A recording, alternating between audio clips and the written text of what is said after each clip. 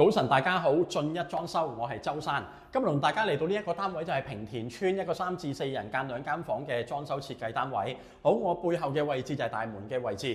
間2間房，首先第一間房就會係主人房，主人房就會喺窗邊用木廊嚟到間出嚟嘅。而我企緊而家呢一個位呢，就會係將來嘅梳化位置，而對住就會係電視機櫃嘅位置。咁電視機櫃都係客人自己準備嘅 ，OK？ 咁好啦，木廊間房就會配合呢一個隱形門嘅。裏邊主人房嘅家私亦都係客人自己去準備，所以主人房我哋就係負責去幫客人間房 ，OK？ 好啦，而洗手間亦都係今次會係一個簡單嘅家私，就會係保留翻房署嘅洗手盤，然之後下邊咧就幫客人做翻一個龍門架，咁就配合趟門啦。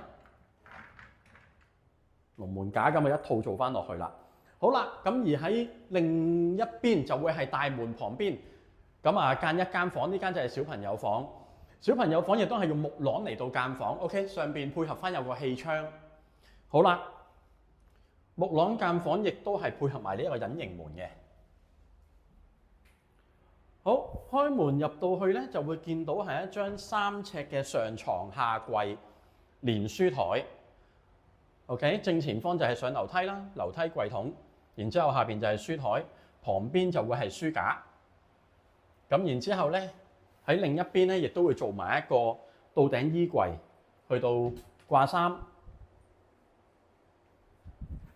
咁亦都有翻啲櫃桶啦。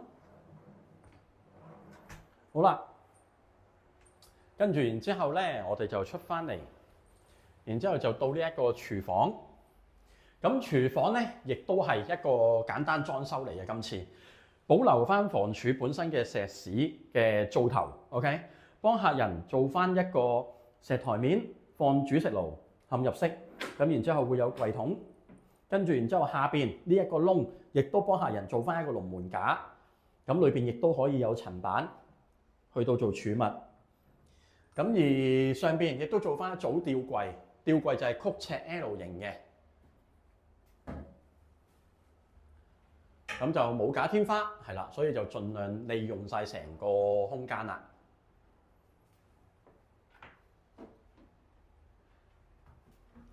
好啦，咁呢度抽油煙機啦，係啦。好，咁呢一個單位啦，油漆咧就鏟底批灰重新做過嘅。咁而呢一個地台就係鋪呢個200乘1.2米嘅長條木紋磚。OK， 今日同大家介紹係咁多，多謝大家嘅收聽收睇。嚟緊亦都會陸續有唔同嘅單位裝修好起貨，做埋清潔，再拍片俾大家睇。多謝大家，無中伏不爛尾，拜拜。